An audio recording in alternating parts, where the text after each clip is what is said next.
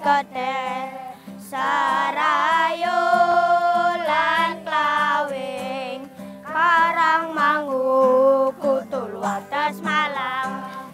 Desa Bokol, tempat di mana aku tumbuh dan belajar. Di sini setiap hari rasanya penuh dengan keindahan sederhana yang menenangkan hati. Dikelilingi oleh hamparan persawahan dan udara yang sejuk, aku dan teman-teman sering bermain di tengahnya, menyusuri jalan setapak dan ditemani kicauan burung dan suara gemercik air dari sungai kecil. Desa Bokol adalah rumah kami, dan kami punya mimpi besar untuk membangunnya menjadi tempat yang lebih baik. Kami ingin melestarikan budaya dan tradisi yang telah diwariskan oleh orang tua kami. Dari saung sederhana ini, semua dimulai. Kami belajar lewat tradisi dan kearifan desa. Dengan pendidikan dan cinta untuk desa, aku percaya kami bisa membangun masa depan yang cerah tanpa melupakan asal kami. Halo rencang-rencang, kenalaken nami kula Alia Ainun Ramadhani. Kenalna jenengane aku Sarif Nur Hidayat. Perkenalkan jenengane Enyong Tasya. Halo jenengane Enyong Arka Sayakti. Aku urip nang Desa Bokol. Cita-citane Nyong dadi pemain sepak bola. Yuk melu Nyong tekenalna karo desane aku Desa Bokol.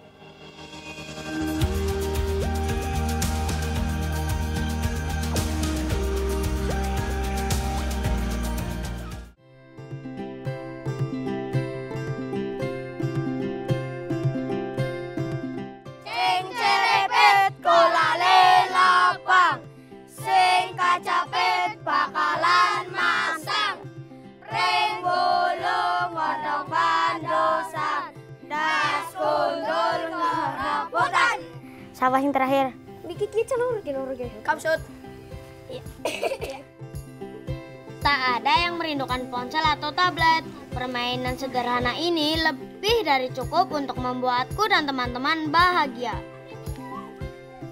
Angin sepoi-sepoi menerpa wajahku ketika aku dan teman-teman berkumpul di bawah pohon besar di dekat sawah. Kami bermain tanpa memikirkan apapun selain kesenangan. Di sini di bawah pohon besar di dekat sawah, kami merasa bebas. Rasanya dunia kami hanya dipenuhi oleh keseruan permainan sederhana, tawa dan persahabatan. Walaupun ini hanya permainan, tapi permainan tradisional seperti ini harus tetap ada, harus tetap dilestarikan dengan cara sering kita mainkan. Karena dari sebuah permainan tradisional selalu ada pesan baik yang juga harus diteruskan. Hei, saya ngajang tumut Mas Dwi ngepet jantung gedang kapok sinten? Aku. Mriki.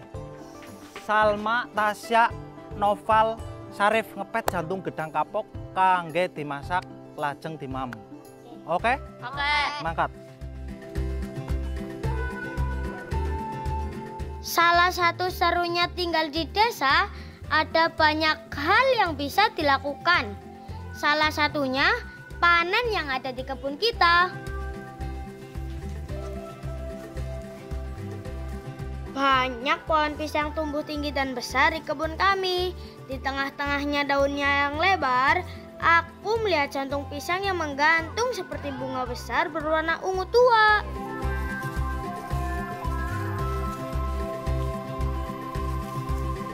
Rencang-rencang ngertos jantung gedang sing saged dimasak. Mboten. Sarip mboten ngertos. Jantung gedang sing saged dimasak niku enten beberapa jantung gedang. Sing sering dimasak teng desane dewek, Desa Bokol niku jantung gedang kapok. Saniki Mas Dwi kali rencang-rencang pengen ngepet jantung gedang kapok kagem dimasak mangke dimam bareng sarang-sarang kali rencang-rencang. Oke? Oke. Ngepet jantung gedang kapok. Kamu tahu tidak teman, kalau ternyata jantung pisang bisa dimasak? Hati-hati ya Mas Dwi, jangan sampai jantung pisangnya jatuh di kepala kami. Nah, niki sing namine jantung gedang kapok. Niki jantung gedang sing saged dimaem, sing biasane dimasak teng sinten? Mbah, mamake, bapake sing ngemet, mamake sing masak. Tapi ngepete ngentosi nikine puput jantunge. Begitu diiris ke, ya gedange, ya wite, ya jantunge niku mboten melasi. Karena kita mencintai alam. Let's go. Cakal Rip, cepeng. Satu hal yang kami syukuri tinggal di desa, ada banyak hal yang bisa dimanfaatkan dari alam. Salah satunya jantung pisang yang tumbuh di kebun kami. Sekarang waktunya kita masak. Kula nuwun, assalamualaikum Mak. Waalaikumsalam. Anu Mak, niki lare-lare ngepet jantung gedang kapok kanggem dimasak. Oh iya. Mangke dimam sareng-sareng. Iya. Ya. Yuk kita beresin, bersihin yuk. Di persikirip, di dikupas. Terus mangke sarip Mas. kali sinten? Noval, Tasya, Salma. Ngrewangi mamake nggih? Nggih. Ngrewangi mamake terus sing kinten-kinten bingung mangke tanglet teng mamake. Pertama-tama kita kupas dulu ya satu persatu kelopaknya. Kata mamake, bagian yang bisa dimakan yang warna putih ini. Karena kelopak yang warna ungu kalau dimakan rasanya akan sepat. Ini mau dimasak apa, Mak? Ini mau di sayur santan. Ada juga yang dioseng, tergantung selera masing-masing. Setelah itu, jantung pisang diiris tipis-tipis. Sembari kita mengiris, mamake menyiapkan tungku kayu tradisional untuk nantinya merebus jantung pisang. Pertama-tama, jantung pisang direbus dulu di atas api tungku untuk menghilangkan rasa pahitnya. Urusan mengaduk-aduk kayak gini, kami sih bisa banget. Biar mamake bisa menyiapkan bumbu-bumbu tradisional seperti bawang merah, bawang putih, cabai. Semua bumbu-bumbu itu ditumbuk dengan cobek dan ulekan. Setelah rebusan jantung pisang diangkat dan bumbu sudah halus, mamake tumis bumbu dengan sedikit minyak. Lalu tuangkan kembali jantung pisang yang tadi sudah direbus. Hari ini kita belajar bahwa memasak bukan hanya tentang membuat makanan, tapi juga tentang menjaga tradisi dan kebersamaan. Karena kami akan membuat sayur santan jantung pisang, tuangkan dulu santannya ya, dan tambahkan bumbu-bumbu supaya rasanya makin sedap. Wah, sayur jantung pisang kita sudah jadi nih.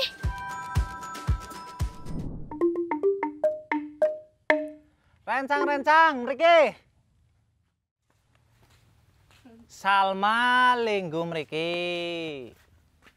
Ova linggu mriki. Sarip kali Kang Sarno mriki. Terus Tasya kali Mas Dwi mriki. Lah rencang-rencang ngertos niki napa mboten? Niki.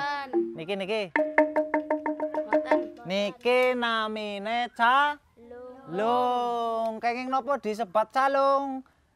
Karena ini adalah salah satu produk dari bambu yang dicacah terus berbunyi melung-melung. Ya kan? Nah, saniki damel napa kinten-kinten nggih sing sederhana nggih? Celengan bambu napa nggih? Nggih. Damel celengan bambu yo karo gelas bambu. Yo.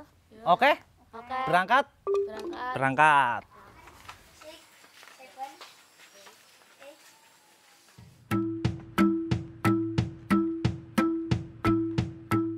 Di desa kami, bambu tumbuh subur di mana-mana.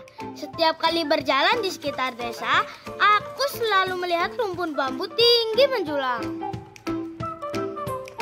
Hari ini, aku dan teman-teman mau mencoba membuat kreasi sederhana dari bambu.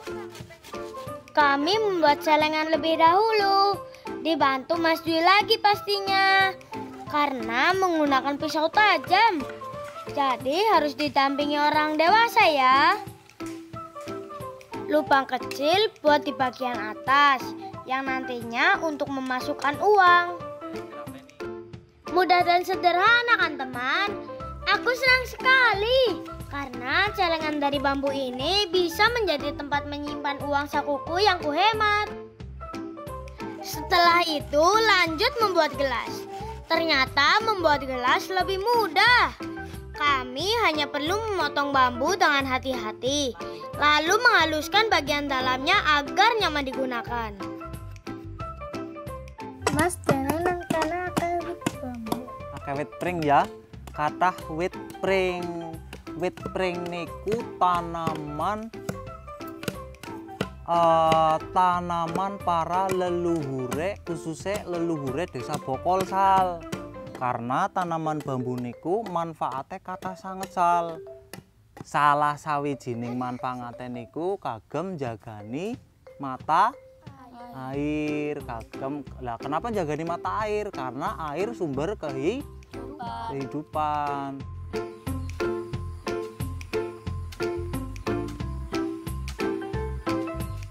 Tinggal di desa memang penuh keajaiban. Alam selalu menyediakan apa yang kita butuhkan. Dari makanan, bahan kerajinan, sampai udara yang segar yang menyejukkan. Tapi aku tahu, semua itu bisa tetap ada kalau kita menjaga alam dengan baik. Dan merawat tradisi budaya yang sudah ada sejak lama. Aku merasa beruntung bisa tumbuh di sini. Aku janji, aku akan selalu menjaga desa dan alam yang begitu baik pada kita semua.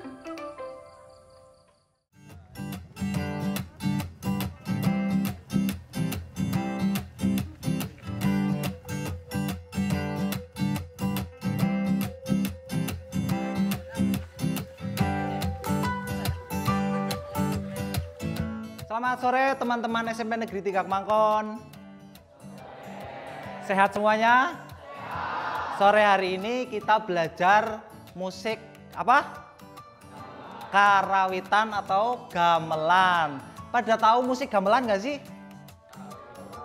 Tahu ya? Karena musik gamelan adalah hasil budaya nenek moyang leluhur bangsa Indonesia yang adiluhung. Adiluhung, luhur, dan sakral. Ya. Namanya Mas Dwi Nugroho. Ia adalah pendiri Purwakala, tempat belajar dengan berlandaskan budaya yang sangat seru di desaku. Mas Dwi selalu mengajak kami, anak-anak desa, untuk belajar tentang budaya dan bagaimana kita memajukan desa dengan pengetahuan yang kami miliki. Awal mula Mas Dwi mulai kegiatan ini dengan datang dari satu sekolah ke sekolah lain untuk menawarkan konsep belajar budaya, mulai dari musik, sastra, tari, teater, dan rupa. Mas Dwi selalu mengingatkan kami bahwa budaya bukan sesuatu yang kuno, melainkan sesuatu yang berharga untuk masa depan. Mas Dwi mendirikan Purwakala bukan tanpa alasan. Itu karena ia menyukai seni musik dan istrinya merupakan pengajar tari. Mereka ingin menularkan semangat berkesenian dan berbudaya dengan mengajar anak-anak usia sekolah. Bukan karena kami tinggal di desa, jadinya kami berkesenian seperti ini. Seharusnya dimanapun teman-teman berada, harus tetap melestarikan budaya ya. Agar budaya yang telah diwariskan untuk kita akan terus lestari. Walaupun Purwakala sudah memiliki ruang untuk kami belajar, tapi Mas Dwi dan teman-teman masih rutin mengajar dari sekolah ke sekolah. Mas Dwi mengajar seni musik, istrinya mengajar tari, dan teman-teman lainnya mengajar teater. Tak jarang Mas Dwi mengkolaborasikan ketiga kesenian ini menjadi satu pertunjukan yang harmoni.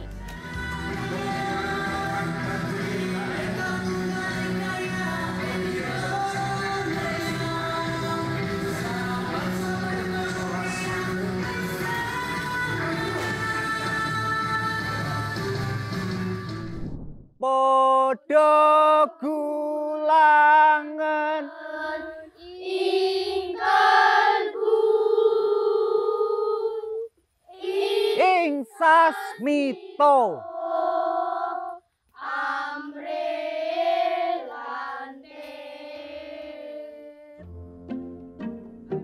Tempat kami belajar tidak selalu di saung atau ruangan ya teman. Di hamparan sawah sekalipun bisa menjadi tempat kami belajar.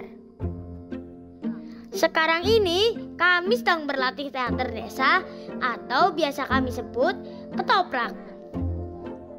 Biasanya teater desa menceritakan kisah-kisah yang dekat dengan kehidupan sehari-hari di pedesaan. Seperti cerita tentang petani, binatang, atau tradisi lokal. Dan pertunjukannya bisa dilakukan di lapangan terbuka atau di tempat-tempat sederhana. Ya seperti sekarang ini. Hehehe. Teater desa juga sering dipenuhi dengan nyanyian, tarian, dan pakaian khas yang membuat pertunjukan menjadi lebih meriah dan menarik. Kali ini cerita yang kami mainkan adalah cerita asal-usul desa kami dengan judul Bakal Pokol. Rikalane jaman semana alas tutupan ning antarane lara kali gede kawula manekung nyawiji antarane jagat cilik lan jagat gede. Desaku, Desa Pokol, terletak di Kecamatan Kemangkon, Kabupaten Purbalingga, Provinsi Jawa Tengah. Dan ini cerita tentang bagaimana pendahulu kami menemukan Desa Pokol di antara desa-desa di sekitarnya. Desaku juga dilalui oleh 2 sungai besar loh, yaitu Sungai Serayu dan Sungai Kelawing. Lewat teater desa, aku dan teman-teman bisa belajar tentang budaya dan kehidupan di desa dengan cara yang menyenangkan. Seru kan teman?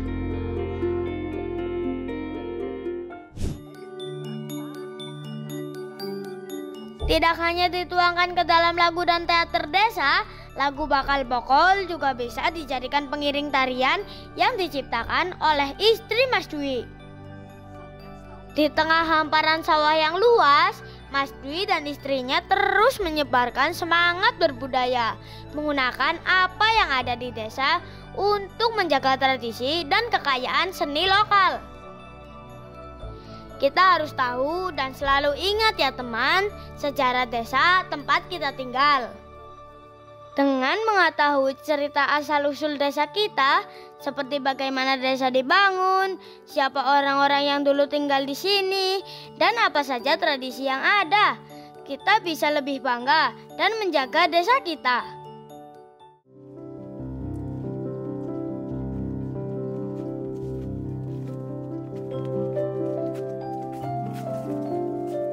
Tidak cuma ada hamparan sawah yang luas, di desaku juga ada peninggalan budaya loh. Salah satunya artefak. Benarnya ada beberapa, tapi ini yang paling dekat, artefak lingga yoni.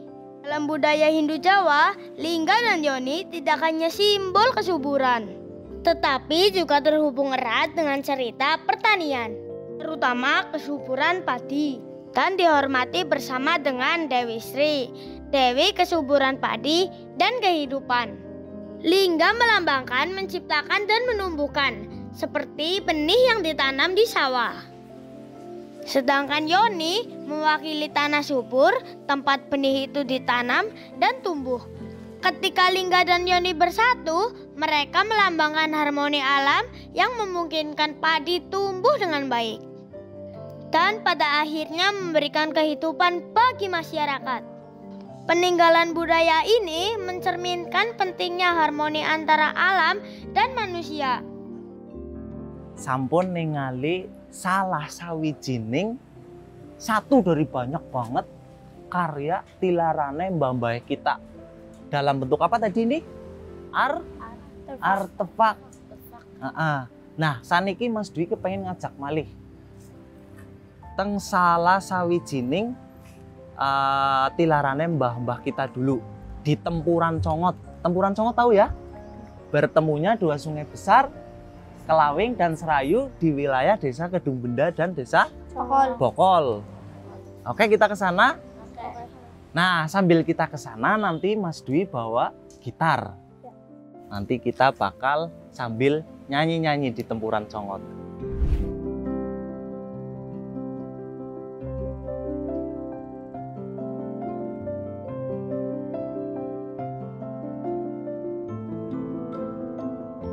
Nah, saniki kita saweg teng Tempuran Congot. Kepetuke Sungai Serayu kali Sungai Lawing. Lah saniki nyanyi sareng-sareng lagune judule Indonesia Raja, kagem pangeling-eling pepeling ngemut-emut bahwasane dewek urip kiye siki neng kene karena ana ruang hidup. Ngantuk lagi. Karena ada ruang hidup.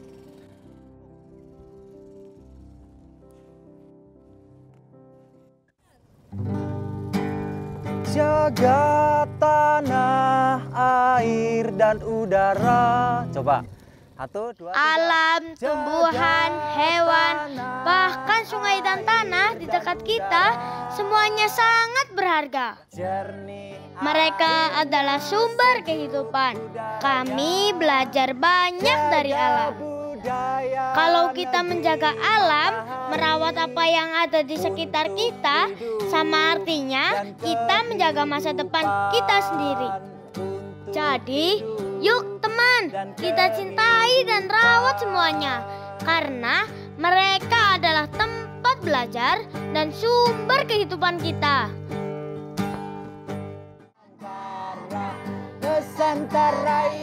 Semua bermula dari sini, tempat aku dan teman-teman belajar. Bukan hanya dari buku, tapi juga apa yang ada di desa kami. Inilah ruang hidup kami. Kita harus hidup selaras dengan alam, serta segala yang ada di sekitar kita.